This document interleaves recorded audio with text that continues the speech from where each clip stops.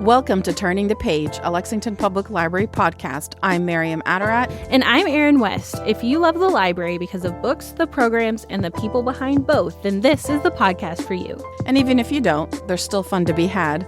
We will bring you the latest book releases that are worth checking out, figuratively and literally. And we will discuss all of the happenings at the library to look out for.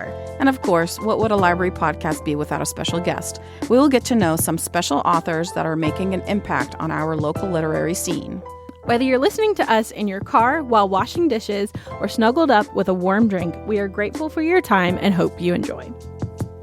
Hi, everyone. On today's podcast, we're joined by Wes Browne, Kentucky author, attorney, and storyteller whose work captured the grit, humor, and contradictions of life in Appalachia.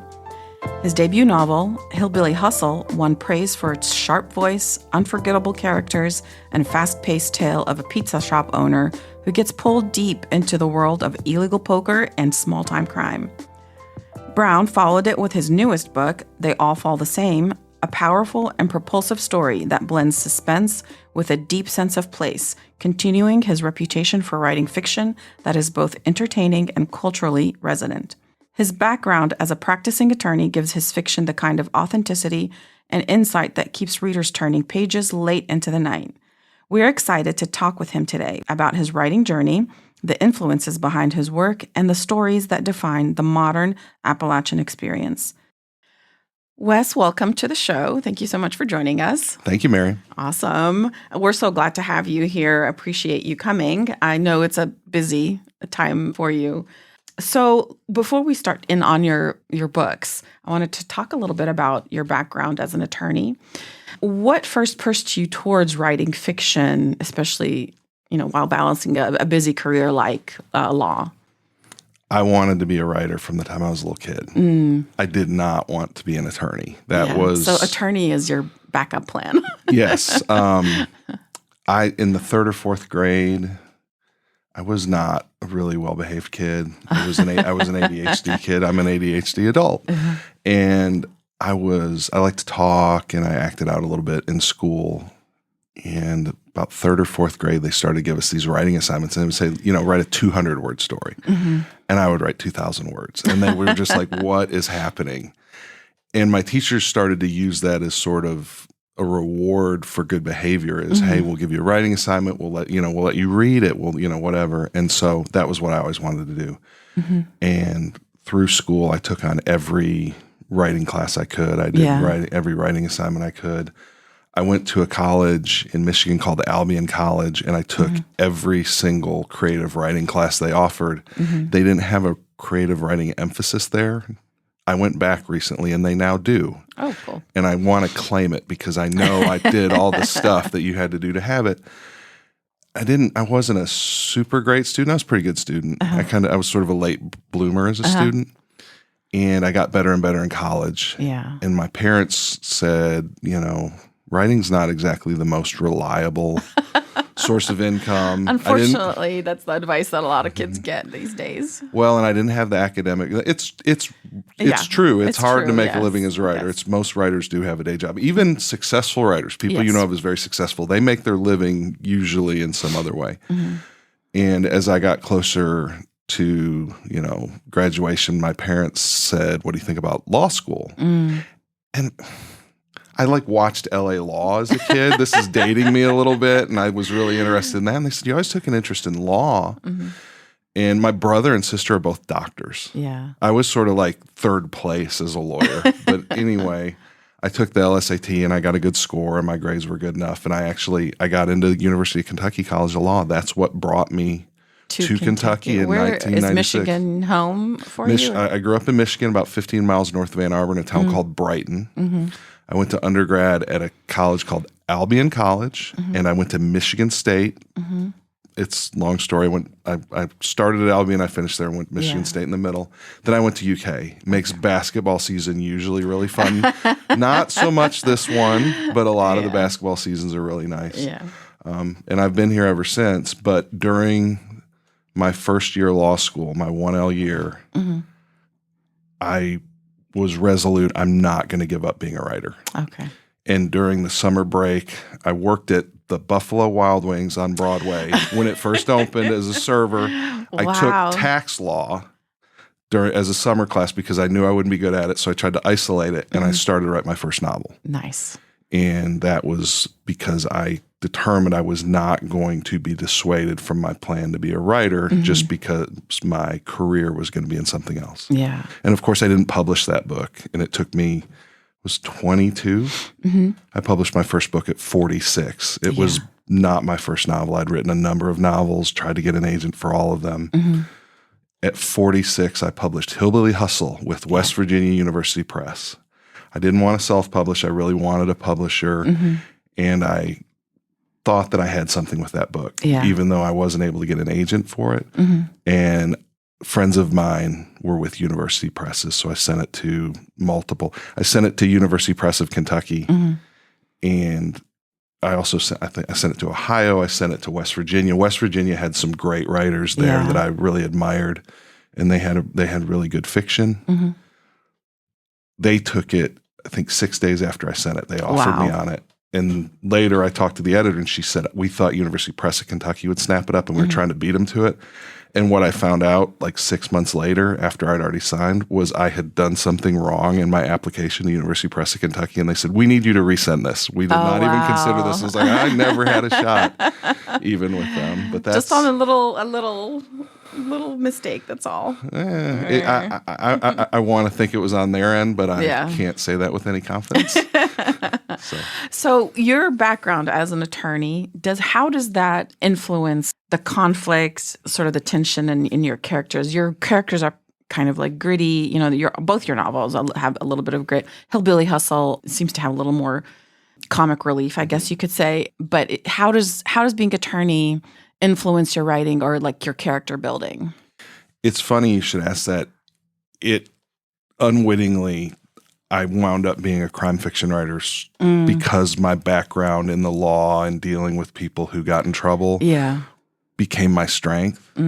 I was a literary writer. Yeah, I thought I was very literary. And so Hillbilly Hustle was this humorous literary book. And I'll give the background really quickly. My family fell into becoming the co-owners of Apollo Pizza in Richmond, which has been there since 1981. Very good pizza. Famously, you could buy pot at Apollo Pizza before we owned it. Okay. You could order the spinach special, and they would deliver you a dime bag with your pizza. Interesting. Good and to know. As I was trying to come up with novel ideas, I was at the Appalachian Writers Workshop studying under Amy Green, and we did a novel generation class. And it occurred to me in that class that a pizza shop in Richmond, Kentucky, where they sell pot is a really good setting for a novel. Yeah. And it wasn't called Hillbilly Hustle then. It had multiple names before it became Hillbilly Hustle. But I had the concept, I had the characters, and the main character of that book was Casey Monroe. And I eventually brought in a second protagonist named Knox Thompson. And I worked on that book. Literally, I think I started in 2014. It was published in 2020. Wow. And I signed my contract in 2018. So that's how long these things can take. Yeah. And I went to Tin House, which is a writer's workshop out in Portland, Oregon, the year before this was all going to happen. And I met a writer there. He was my instructor, and his name was Benjamin Percy. And Benjamin Percy really liked my book, but he said, well, I need to back up a little bit. A friend of mine who I trade writing with is an author named Robert Geip, who a lot of people may know. He wrote the Trampoline trilogy of books, which is really amazing.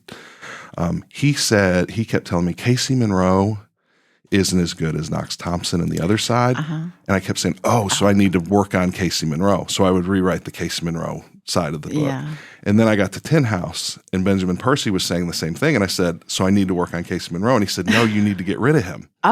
This book needs to be about Knox Thompson and just Knox Thompson and let it go.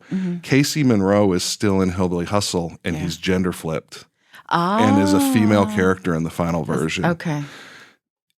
Knox Thompson is the main character. Okay. And what happened was the Casey Monroe plot was the literary side. Okay. The Knox Thompson side was the crime fiction side. What I had left when I cut out Casey was a crime book. And I didn't even figure that out until after it published. Wow. It published March 1st, 2020, first days of the pandemic. Perfect timing. Yeah, after all those years, I published a book and there's a pandemic just in time for the publication. And, worse things happen to a lot of people, so I try not to cry about it. But it was not the ideal. And a crime writer from Louisville named James D.F. Hanna, he's been in the Best American Mysteries and Suspense like 2 of the last 3 years, really good crime writer from Louisville. He invited me to be in a noir at the bar. Which is, I now host these, but I hadn't really been around them before this. And it's for crime writers. Okay. And he said to me, I was just glad to see another crime writer pop up in Kentucky. And I was like, wait, you're talking about me? And he said, have you read your book, man? You wrote a crime book. That's who's reading your book is people who like crime fiction. Yeah. And it was I felt really dumb and obtuse. It was a crime book. It is a crime book. So that's how I wound up there. That's interesting. So many writers say that once they start writing, the book kind of takes its own life, sort of. It becomes a creation that kind of is like a rolling train. And sometimes you don't realize what it is about that book that makes you continue going back to it until you're done and you realize, oh my gosh, what did I do? Did you feel like that with both books, or was it just Hillbilly Hustle? Both books. Both books. I am not afraid to revise. I'm not afraid to make big rewrites. If it will make the book better, I'll do it. A lot of people get pretty precious with their stuff and they don't want to mess with it. And I guess I'm like that to a point, but I'm willing to be pretty brutal with rewrites if it'll make the book better.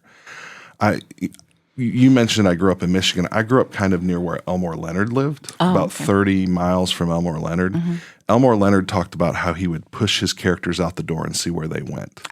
I'm a little bit like that. They call it a pantser. You write by the seat of your pants. It's a pretty common term. There's plotters and pantsers. Yes. I will have a concept and I will have an idea of what the ending will be. My endings are never where I think they will be. I rewrite through the whole book. One of the things that I find is I don't know my characters when I start to write the book. Okay. So how can I know what they're going to do, what decisions they're going to make 300 pages later when I don't know who they are? So I'll just get down the road, and I constantly go back and revise as I do the book, and I make it consistent, and I'll make changes throughout. That's not for everyone, but I'm not the only person who writes that way. There's a lot of us out there who it's go interesting. back. It's interesting that you say that because we just did an author event with juvenile fiction writer Nick Stone, and she was saying her books, she has to have an outline. Like she will literally sit there and outline the entire book before she starts writing. And I guess that would put her in the plotter bucket. But a few other writers write that way. But a lot of the local writers that we've talked to are more, what you call pantsers. So, and kind of roll with the flow as you That's sort of my temperament too. And as we talked about, I write because I love it. That it's not my day job. I take it very seriously, and it's nice that I'm finally getting some recognition, but it's not my day job. I toiled at this for 20 plus years and didn't do anything with it. I love it. And one of the things I love is the creation, and it's like solving a puzzle. I go to bed every night. I have a hard time falling asleep. I sort of have repetitive thoughts that keep me awake. And the thing I've learned to do is I think about whatever project I'm working on, and it puts me to sleep every night. Oh, wow. And I love it. It's really helpful to me to do that. And I think about my writing all the time. And when I sit down to write, the joy I get from it is, what am I going to do now? There's moments where I figure something out, and I literally sort of have these little mini celebrations. Like, yes, I figured out. There's not a big twist in Hillbilly Hustle, but there's sort of something you don't see coming toward the back end of it. I didn't write for 2 weeks while I thought about how to make that work. And when I figured it out, I think I was happier then than I was when I finished the book, because that was the key element of the book, was figuring out that turn. Yeah, it kind of tied everything together. So tell us a little bit more about Hillbilly Hustle. It is kind of a dark humor, kind of rural, set in a rural area. What was inspiration for that book? And give us a little synopsis about it.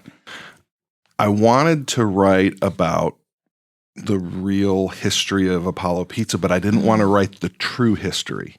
So the background is real, but the story is completely made up. That is not at all nothing in that really happened.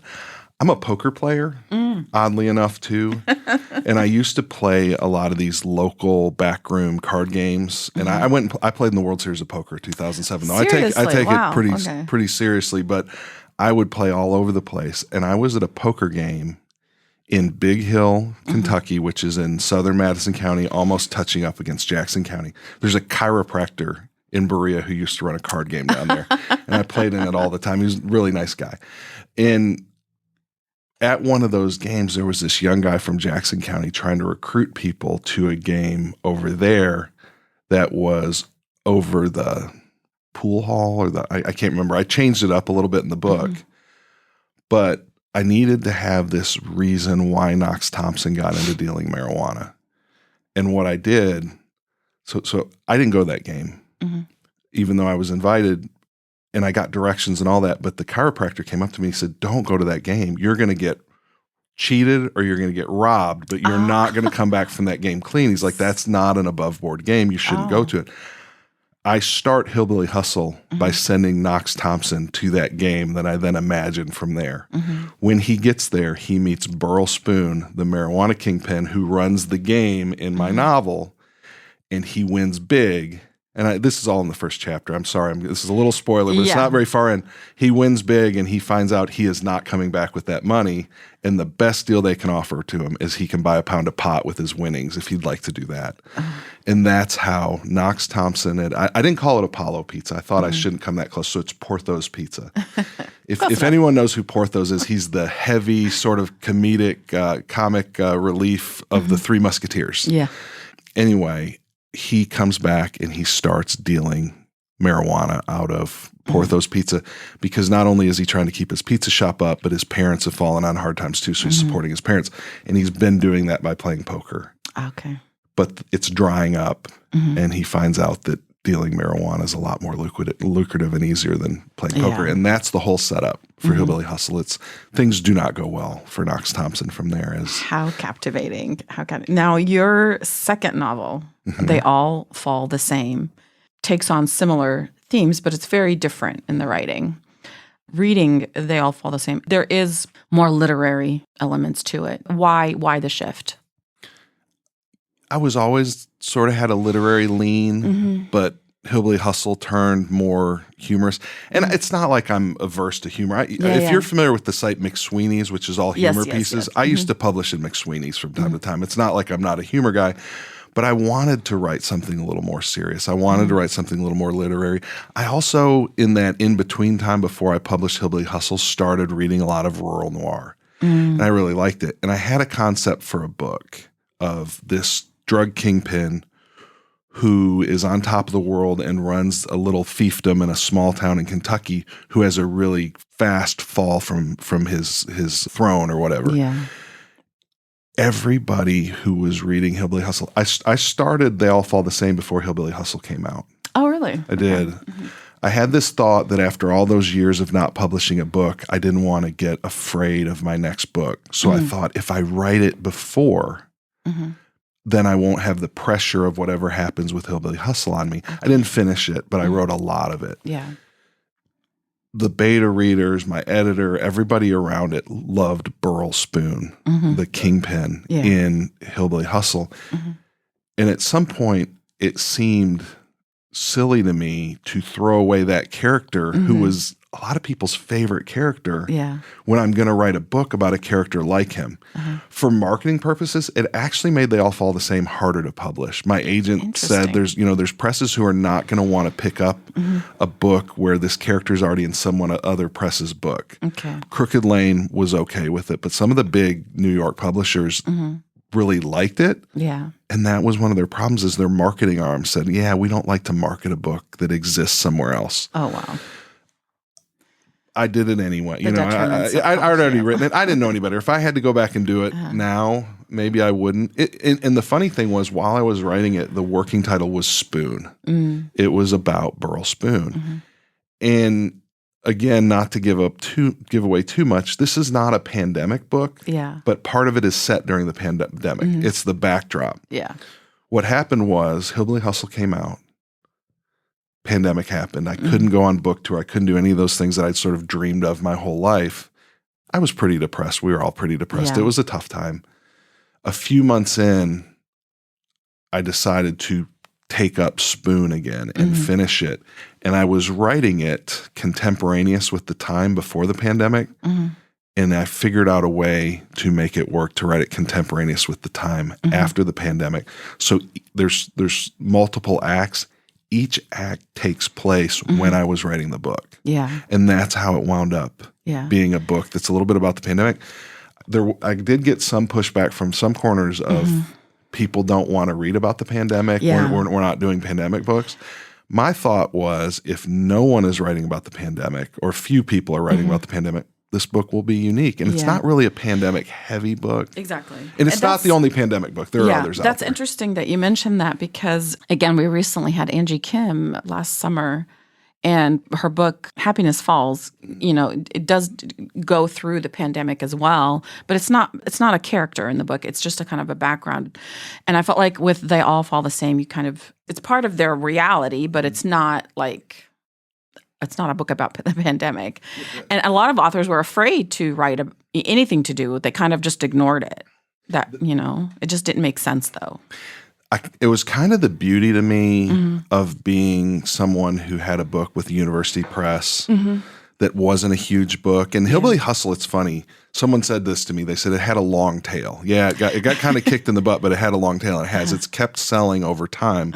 But out of the gate, when Hillbilly Hustle came out, was March. By midsummer, people were going out of their way to buy books. They were saying, let's support authors, let's support independent bookstores. When Hillbilly Hustle came out, people were hoarding toilet paper. People were not running out to buy books and do all that. So the timing was not great. But I was a little bit fearless about things because I didn't have to prove anything big. I could do what I wanted. The backdrop in Kentucky, too, was we had racial unrest and we had protests in Louisville. That is not what this book is about. But I addressed that in the book, too. And I wanted to talk about it. I felt like I should talk about everything. It felt disingenuous not to talk about everything that was happening. And my editor at one point said, maybe you shouldn't be so specific about things. And I said, no, I want to be specific. I'm not going to soapbox about it, but people need to know everything that was happening here and what was wrong, and so I took it all on, and I didn't, as we noted, it's not what the book's about. No, but those things are going on while the book's also going on. Yeah, and it kind of stays true to the characters and where they live and et cetera. And speaking of where they live, you embrace our region, Appalachian Noir. You embrace Kentucky. You embrace the culture. What do you wish people outside of the region kind of understand a little bit better about our region as a writer and as a storyteller? I think people believe not just Kentucky, but a lot of rural places are homogenous, and they're not. I write counties differently. Yeah. People think they're politically homogenous, and they're not. Even in the I don't want to get too political here, but even in the areas where one party dominates, there's a significant minority. So if a place goes 60-40, if you put 10 people in the room, 6 of them are going to be one way and 4 of them are going to be another way. I don't think the world understands how diverse Kentucky and Appalachia as a whole really is. And I wanted to bring a certain amount of that through. People don't really understand that even though places are rural, they are part of the culture too. They know what's going on in the outside world. They understand. I mean, and I've been all over. One of the things that's been really helpful to me from my law practice is I had a private practice where I did mostly criminal defense. I did like criminal defense, trust and estates. I did divorces for a while. I hated that. I stopped doing that. I did car accident cases, that sort of thing. But I mostly was traveling all over into rural areas in Kentucky doing criminal defense. Just by my nature, when I would go into counties that I either hadn't been to before, hadn't spent a lot of time in, I would go eat in the local restaurants. I would go to the local antique store. I would go into all those places, and I would walk around. I would talk to people. I just like it. I just like finding out how places are. As a writer, that helps. If that's, I don't do it because I'm a writer. I do it because I like to do it, but it helps me. And everywhere is different. Every county is different. And I write about Jackson County. I write about Estill County. I write about Rockcastle County. I don't know if it comes through to every reader, but I write about all those places in a different way because I'm really intimately acquainted with each of those places and people in each of those places. So there's a little bit different turn on each location as I write there.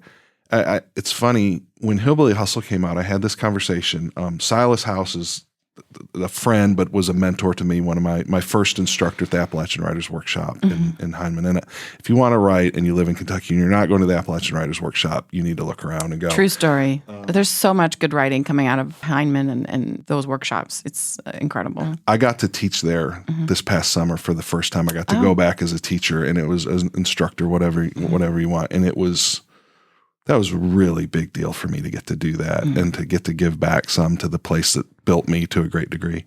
But anyway, Silas agreed to do my original launch event for Hillbilly Hustle at Joseph Beth here in Lexington. It was right before the pandemic. It was like a lot of people go, that's like the last thing I did before the pandemic. And we were talking beforehand, and he said, I didn't decide to help you with this book until I read it. He said, I like you and all. He said, but you're not from here. And if you didn't do this the right way, I wasn't going to, not that I wouldn't be supportive of you and care about you, but I wasn't going to go out of my way to promote this book. He said, I was so happy. He said, I was happy. He said, it wasn't condescending. It was That's knowing a big about. Compliment from Silas House. It meant a lot. As you can imagine, it meant a lot to me. But we had a conversation at that event about there are 3 kinds of ways you can write about Kentucky, Appalachia, rural places. One is someone who is from the place, who has lived in that place essentially throughout their life and writes from a very local point of view. There's another way, which is someone who is from the place, leaves, lives elsewhere, and either comes back or writes about it from afar.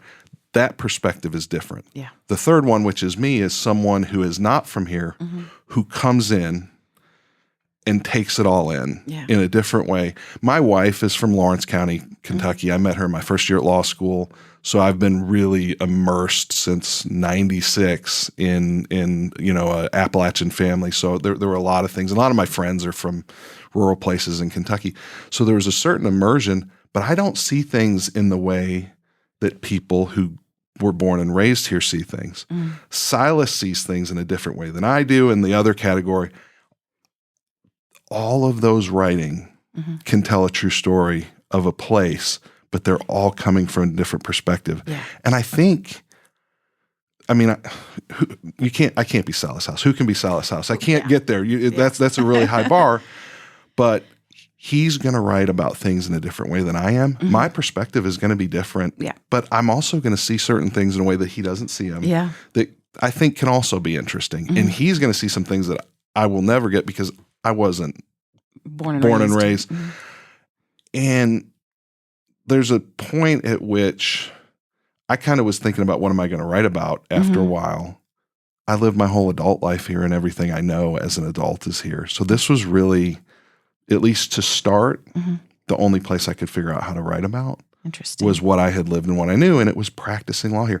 I took public defender contracts in rural counties. I was the public defender in Estill County for a year and a half. I did every prelim there for a long time.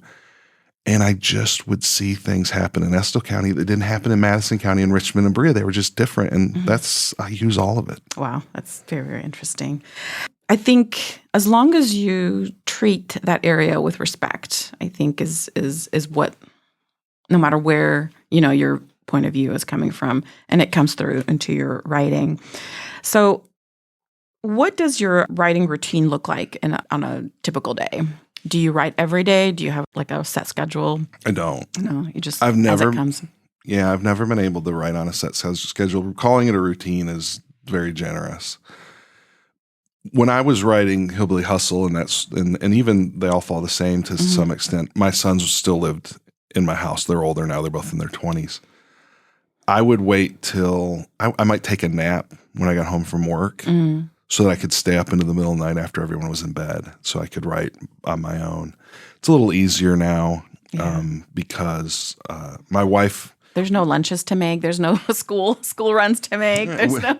Not now. We do have a 17-year-old dog who's pretty high maintenance that I deal with, and I work largely from home now, and so that has changed my writing routine because I write during the day more. So when my kids were younger and my family was younger, now don't mistake me. I didn't sleep like through the whole night. I would come home from work, sleep a little while, get up, have dinner, hang out with everybody, and then as they would wind down, and I was a very involved parent. That was my way of not disappearing from them when they were up and about, was writing late into the night. I was tired a lot during the days and that sort of thing, but that's what I would do. As the deadlines came closer, it was just write whenever I could. But I don't have a big routine. I write when I feel driven to write. A lot of times because of the way I write, I'm not ready to write. I'll spend weeks at a time thinking about what to do next. I've got a book that was due to my agent to go out on submission 2 days ago, but we had some family tragedy, and it put me back a couple weeks. So I'm still working on that. My agent gave me notes. And she gave me notes on a chapter where she just said, this story really bogs down here. You've got to fix this. Yeah. And I looked at it last night, like 12:30 at night, per what I do sometimes. And I thought, I can't solve this right now. And I went to bed. And I laid in bed and I thought about it. And this morning I was thinking about coming here, and I've spent all this time trying to solve it. I don't know when I'll go back to it. Yeah. Because I don't want to go back to it until I know how I'm going to address it. When I was sitting here in the studio, I was texting a friend of mine. Mindy Carlson is a really good author, and she beta read for me. And I texted her and I said, here's my problem. Can you help me? And I sent that to her before we came in here. And she said, what page is it on? So I sent her the page. So I'll see what she says too. And that's really important for an author. And I have several, but you have to have trusted readers who when they tell you things, you need to listen. I will say too, I don't mean to get too much into craft, but if you're a man writing women, you need women as beta readers because you're going to screw it up. So you need to get it right and get the seal of approval before you go forward. And that's something that I take very seriously. But anyway, this is a scene between a man and woman in a romantic relationship. And I'm like, I don't want to mess it up. So I sent it out to her. I showed some of this stuff to my wife as well. But anyway, sometimes writing is not writing. And I know there are writers who say, you got to write every day, you got to do X, Y, Z. I don't think there is one routine. I think when people try to tell you there is one routine, they're wrong. Yeah. There's a lot of successful writers who do it their own way. Yeah. That's what we've learned so far. I mean, talking to several authors since we started, or I started this podcast, there's so many different writing styles and people that approach their craft in a variety of ways. And as long as the final product is beautiful, I think it gives legitimacy to always. So a little turn here. Let's make it a little fun. If your books were adapted into a TV show or a film, who would you cast in the lead roles? Who would be Burl? Okay. I had to do this I got asked by a website to do this. So I've already cast this. So I'm not going to pretend this is coming off the top of my head. And I will say that the world has become a little oversaturated, and I still love him. But I originally cast Walton Goggins as Burl Spoon because I already loved Walton Goggins from Deadwood and other things. But that he was my Burl Spoon. He's a little too tall. I actually thought of the actor Robert Carlyle as I wrote Burl Spoon. He was in The Full Monty and Trainspotting. Yes. Yeah. He's English. He's probably a little old now. Yeah. Whereas Walton Goggins is the right age. Gosh, I wish I had that in front of me because I could reel them all off. Oh, man. We watched Little Women last night, and she's in it, and her name version? Is escaping me. The Greta Gerwig one. And Florence Pugh? Yes, Florence Pugh was my Whitney, which is Burl's paramour. His wife, Colleen, was Diane Lane. Ah, interesting. I like Diane Lane for that. Gosh, I'm trying to think of who else I cast. It's fun to do this. It's funny to do it. I can totally see they all fall the same as a movie. Totally. That would be nice. I mean, I don't know. There's some books that you read and you're like, this should just stay a book. just leave it as a book. Stay where you are. Exactly. But this one, there's like, when you're reading the book, the characters are, very fluid. They're very real. Thank you. So when you're reading it, you really do kind of see these as a actual, like, it's really amazing. So you did a great job. Much. I really enjoy, and it's not my type of book. Like, people that listen to this podcast know that I'm more of a, women's literature, like historical fiction kind of thing. But this one of my colleagues recommended it. Stephen, who's reached out to you, he said you should read this, and I did, and I'm grateful. Can I tell you, I got, I'm such a jerk, but I got Crystal Wilkinson to do my launch event for this book with me. And this is not in her wheelhouse for reading at all. And she's like, I never would have read this book if you didn't make me do it. And she was very, very complimentary, which felt very good. But that's amazing. It does sneak up on people, and I'm proud of that, and I'm flattered by that. She said, and I'm not someone who tattoos a bunch of stuff on my body. She said, I knew you could write, but I didn't know you could write your ass off. And I was like, yes, this is like the greatest thing I've ever heard. I want to back up on one thing. The one person who I cast, an actor who is that person, there was no doubt in my mind. Clovis Begley is the primary antagonist. If anyone is familiar with Graham McTavish, I didn't pattern him after Graham McTavish, but when I thought about who to cast, I was like, oh my God, he's Graham McTavish. So that's the last one I will say, because that's the one that is the most on the nose perfect. The other ones I struggled with. I had no two thoughts about it. The other thing I will say about cinematic is when I set out to write this book, I thought, why do people love streaming series? And I did try to write it episodically to try to have that thing where people would be like, man, I got to keep going. I got to keep going. So I wrote it episodically with a lot of mini climaxes and little set pieces, and a lot of people do that. Don't get me wrong; that's a common thing. We mentioned Wes Blake earlier. His book is a little bit like Pineville that too. Trace. Pineville Trace, his book is a little bit like that too. Yeah, interesting. I take great pride in it if people say, "Oh, I read this in 2 days," because I just kept having to keep going. Yep. If it's working, that's what happens. If it's not working, something else happens. Exactly. What do you hope readers kind of take out of your books after they finish? What, like, there's always, I always say that every time you read a book, there's something that kind of sticks with you, and you're not the same person that you are when you first started reading a book. What do you hope people take with them after they finish reading their book? Not everyone wants to hear this, but I think it's important right now that we have empathy for people who aren't like us, and that we try to retain some ability to believe in the power of change in people who are not doing the right things. I think you look around the world right now, we really need some people to come around to change. And I think that's where I have an advantage as being a defense attorney. One of the things about my job was to get people to empathize with people who didn't always do the right thing. Yeah. There's some humanity in a lot of those people. And someone loves them, and they love people, and they've done horrible things sometimes, or maybe not super horrible things, but I'm trying to get a prosecutor or jurors or a judge to have some empathy for someone who on their surface just seems all bad. And part of They All Fall the Same is trying to show the ability of someone who, with the right influence, can change. And one of the things, I don't want to give away everything, but Burl Spoon's not a good guy. There are 3 women in his life who are a positive influence on him and who slowly work at him to make him a better person. And sadly, though, it also takes him being humbled and brought down to do it. But I want people to take away, I will say this, not everybody is redeemable. I mean, I've been around some people who you can't redeem them, but a lot of people you might cast away are. Yeah. So don't give up on people and try to see the humanity in people and try to relate to them. I struggle with that too. Yeah. I'm not saying that isn't really hard. It is a hard. So it's sort of an exercise with myself in saying how can you find the good in people? I was just talking about Clovis Begley, the antagonist. He's a bad guy. He's a heroin dealer. He doesn't care what happens to people.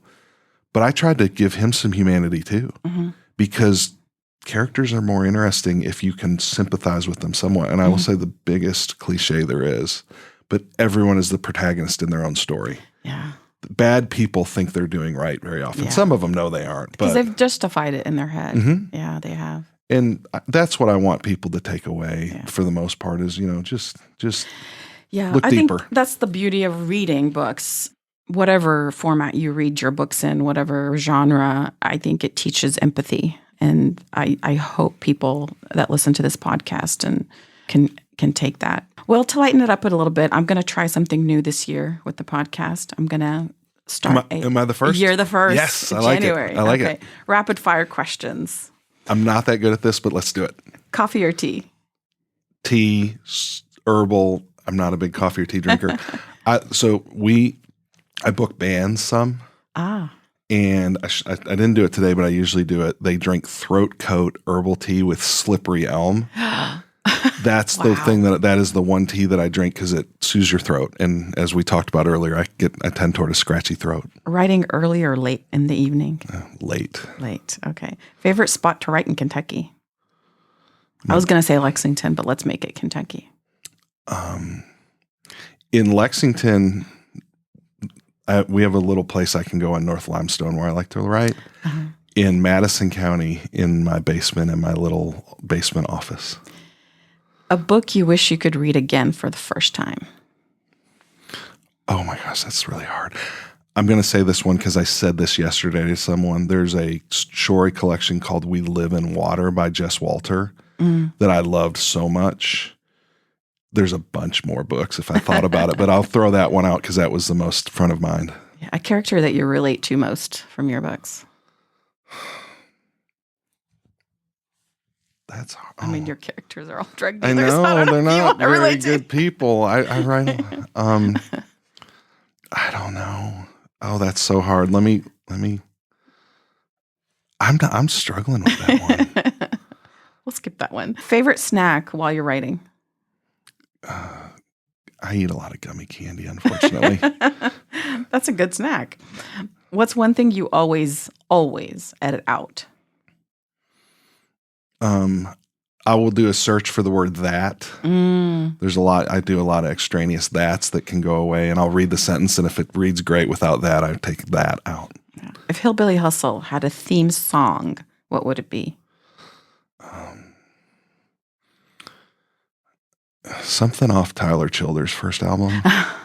Here's the problem is they all blend together for me. We know Tyler and we used to book him and he played our place in Irvine. So we've sort of been around Tyler for a really long time. There's a Tyler Childers Easter egg in both my books. Oh, really? I don't want to say White House Road, but that's the first one that pops up. So we'll say White House Road. So I knew who he was and I'd seen him play and tried to book him before. And he was getting married and he wasn't booking anything. And he walked into we have a pizza shop in Irvine called Steam Engine Pizza Pub. And these licensing companies want you to pay all this money for music licensing. And we're like, we're not having live music. We're not having live music. It's too expensive. And my manager called me one day and she said, this guy wants to play live. I'm like, nope, we don't do it. And I kept saying, no, here's why. And I said, if this person will play all originals, they can play. Because I thought that would get us around it. And they said, he says he'll play all originals. Nice. And I said, who is this? Who is it? Because I was shocked. I said, who is this person? They said, his name is Tyler Childers. And I said, he can play whenever he wants, as often as he wants. And that was how that all started. In Hillbilly Hustle, a red-haired mountain kid with a guitar with stickers on it, with stickers on it, comes into Porthos Pizza and asks about playing. And they all fall the same. Burl Spoon, here's a song by the boy from Lawrence County who'd gotten so big. So they're really small and little Easter eggs, but I put them in there just because. Just as a nod to I was listening to him. I was listening to his wife Sonora. Sonora May. I listened to a lot of her music at the time, and I listen to music all the time. So. Okay. So if you weren't a writer or an attorney, what would you be? Oh my gosh, I'm not good at lightning round. I run pizza shops too. Oh, there you go. So pizza parlor owner. Pizza owner, I guess. What's the best compliment that a reader has ever given you? lightning round. So a guy the other day said, I read the first line of this in the bookstore and I ran to the register with it. Nice. I like that one. Nice. Because that's probably the most important part is the opening of the book, right? What's going to catch? I was on WKYT with Jim Caldwell, the meteorologist who left recently. Yeah. And I did this little bit, and then we came back from commercial, and he started reading the beginning of the book, and he read the opening line live on air. They all fall the same? And he got so excited about it, and so I thought, okay, all right, we got this right. Yeah. That's interesting, yeah.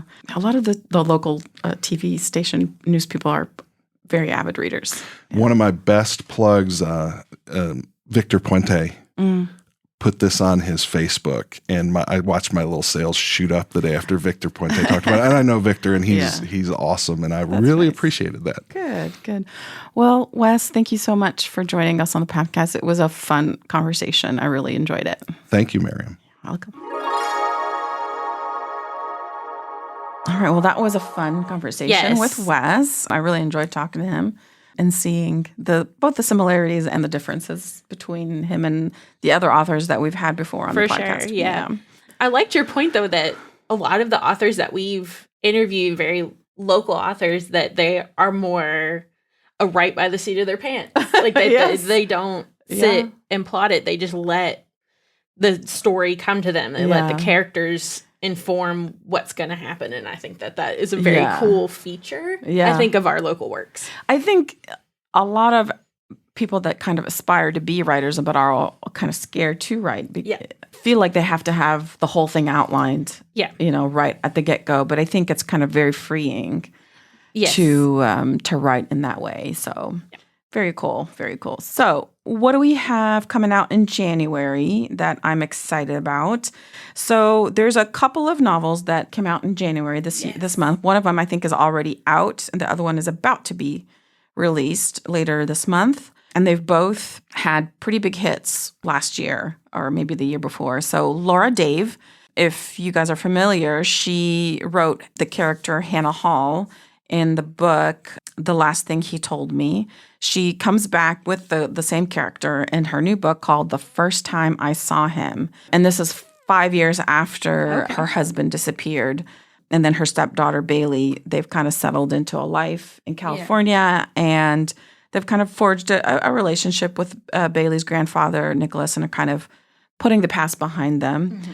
Then Owen shows up at Hannah's new exhibition, and she knows that she and Bailey are kind of in trouble again. So her first book, The Last Thing He Told Me, is very riveting. It's if you love a good mystery, this is a continuation of that one. Awesome. The second book, Anatomy of an Alibi by Ashley Easton, and she wrote First Lie Wins, and that was a very tense thriller that I actually did not read. I actually read an advanced reader's copy of Anatomy of an Alibi, and after reading it, I realized, oh, wait, there's one that she wrote beforehand. But this one is also about two different women that kind of meet and their lives become entwined after this murder kind of exposes them both to some issues. Interesting. So it's very good. You can't explain the book until you without giving too much away, but it's pretty good. So if you're a thriller or a mystery fan, and if you are a fan of Laura Dave, I think Ashley Elston would be a good one to follow up that one. So those are the two fiction novels that I read. And then I read another book. It's nonfiction.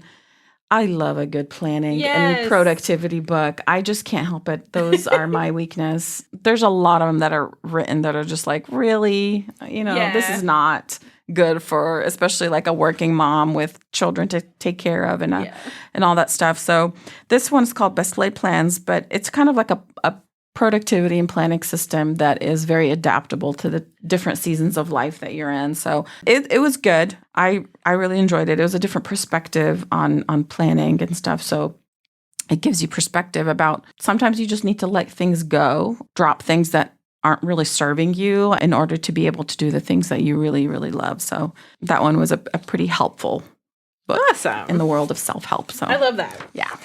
So that's the books for January. Cool. What do we got programming? We've got a big event that starts next week on the 11th. It runs from the 11th to the 17th. It's called Art Beat, and it celebrates the arts in Lexington, and events are happening every day from the 11th to the 17th at both Marksbury Family Branch and Tate's Creek Branch. Cool. Events are available for all different ages. Most of them are family programs, but there are some that are just for adults too. Some days have a morning and an evening event, so check out, we have a spotlight link on our homepage on the website, lexpublib.org. So you can click on that and it'll take you right into the page listing all of the different events and where they are. Cool. I think there was a bit of that, something similar last year that we did that was really popular. So be on the lookout for that. Yes, it's very, very exciting time. We also now have laser engravers in the makerspaces. I just can't.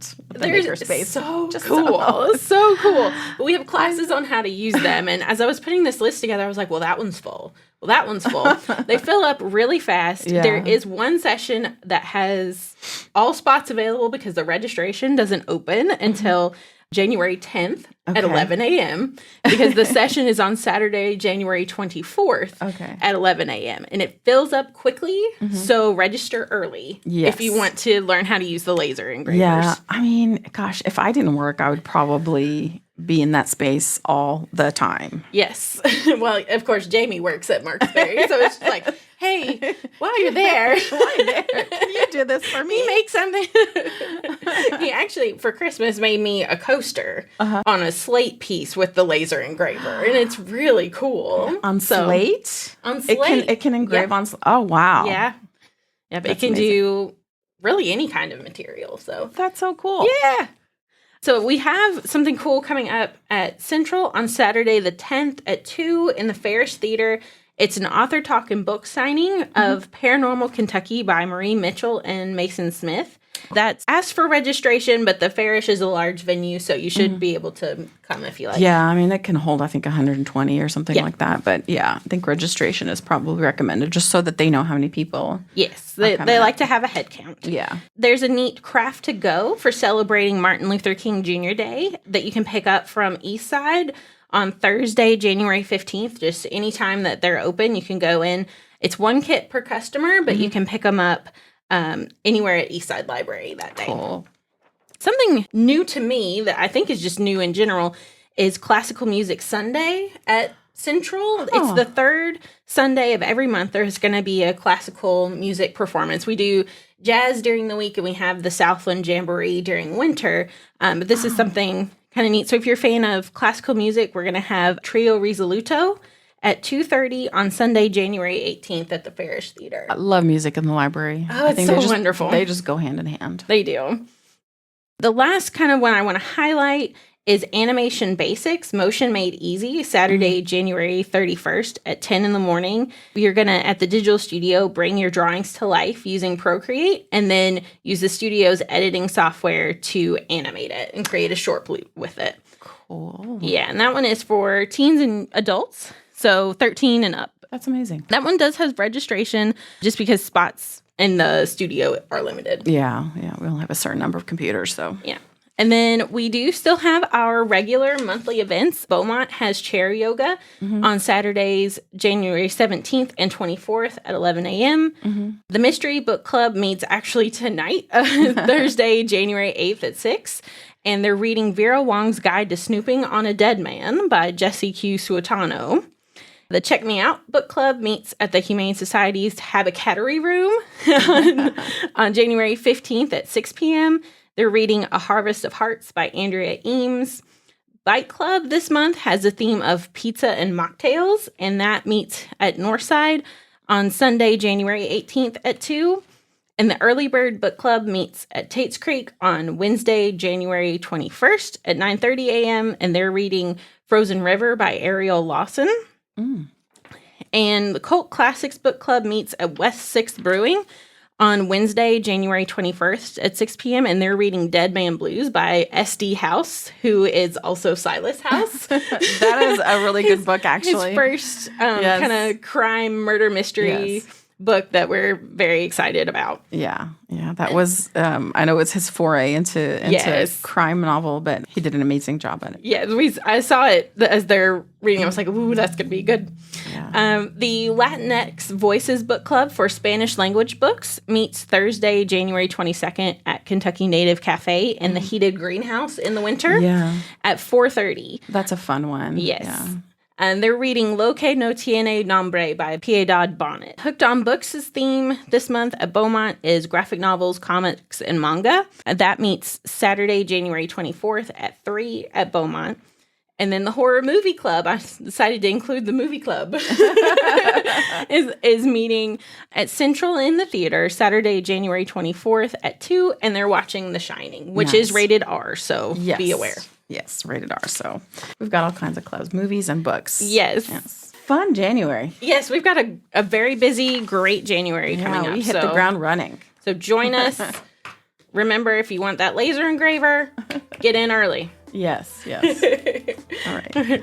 And Sherry, if you do make something in the makerspace, we'd love to see your crafts. Yes, online. Please tag us. Yeah, and tag the library if you do so, because that's always fun. Yes. Yeah. Well, thank you so much for listening. We hope you guys join us on our next episode.